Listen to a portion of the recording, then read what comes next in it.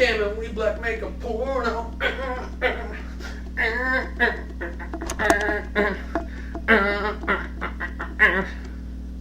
Jam on toast! Hey everybody, welcome to the Jam. I'm Cam Ryan. Today the toast is to Zack and Miri make a porno. This is a Sourcefed movie club review.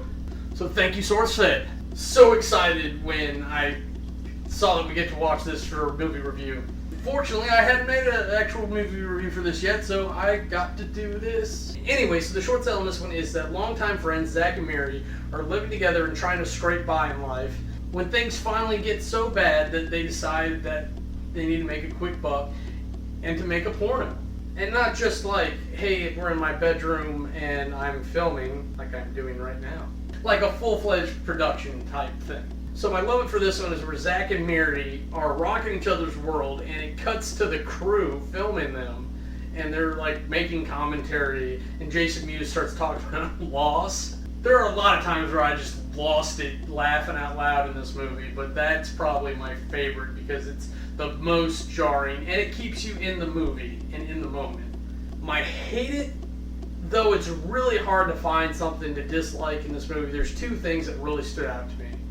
I'm going to go ahead and say my number one, just because I don't react well with it, is when Jeff Anderson gets shat on. It's one of those scenes where like, oh, you cringe a little bit, and you're just glad it's not you. The honorable mention is the racist jokes throughout the movie. It just doesn't gel with me. It always takes me out of it, and I don't like it. A second honorable mention would be that the infighting between the husband and wife reminds me way too much of Blue Valentine, which is only a week before this one. Ugh. The MVP for this movie could go to any of the cast. They're all stellar. They're all great. And ultimately it comes down to Seth Rogen and Elizabeth Banks because they drive the movie forward.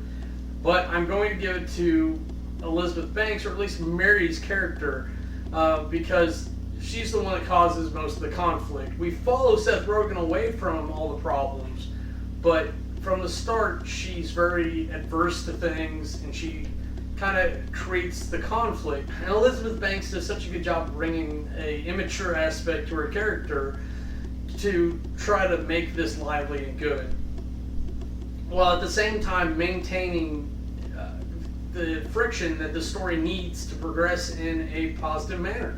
Long story short, if she wasn't opposed and she didn't bring up conflict of interest in this, then they never would have had any fights or anything about it, and we never would have seen them ultimately get together. And let's face it, out of her and Seth Rogen, she's hotter. Let's move on to the categories. Aesthetics. For a Kevin Smith movie, this movie looks pretty good. I would definitely say this is in his cinematic growth era where he had to do a couple things to get to be who he is now. And while he thinks he's going to make a couple more movies and quit, I don't believe that's going to be the case. I think he's going to be an old man making movies.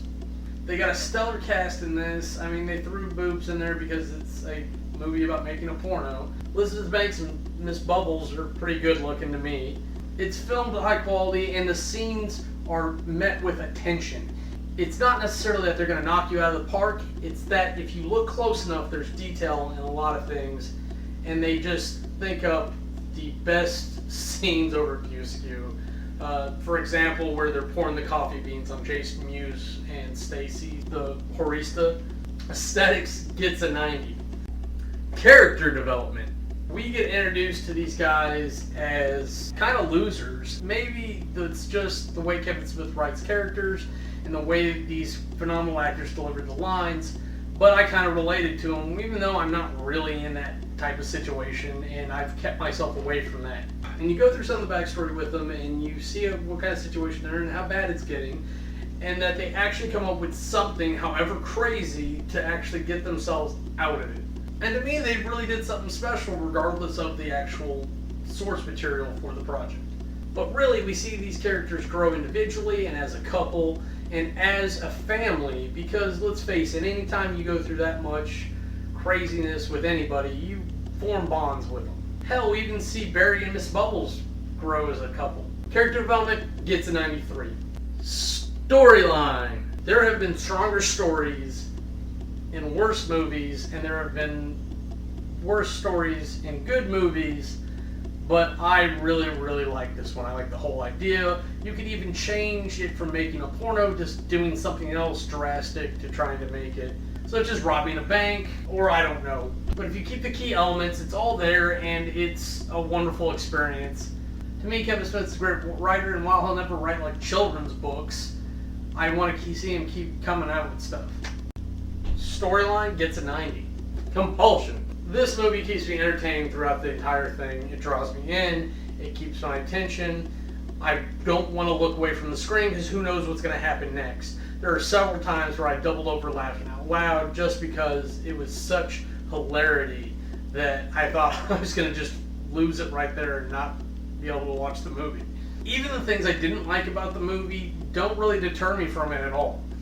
They're short-lived at best, and you're going to move on to something else funny.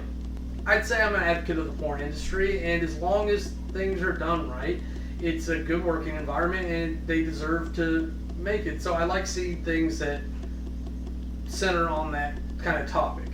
Any good one's kind of far and few between, I would think. Ultimately, the characters are written so well, it's performed excellently, and the line delivery on this is amazing. No one writes one-liners like Kevin Smith. It just doesn't happen. Compulsion gets a 98. Now, if you total all that up, we get an average of 92.75. For my rep review, I've got to say that this is honestly the most underrated romantic comedy of all time. People shy away from it because it has porno in the title, or it's centered about people making a porno.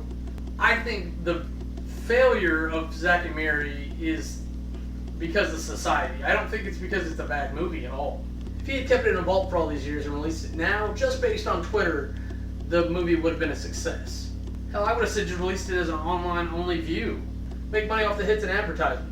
With all that said, I don't know if it would have been as good if you changed up the cast. You put a bunch of A-listers in this movie, do you think it would have done very good? I don't. I think the chemistry and the people he selected to make the movie were the ones to do it. I recommend this to all adults, and honestly, even to people in high school. Maybe even as a cautionary tale of stupidity. I think that's all I got for you today. I'm Cameron. Have a nice day.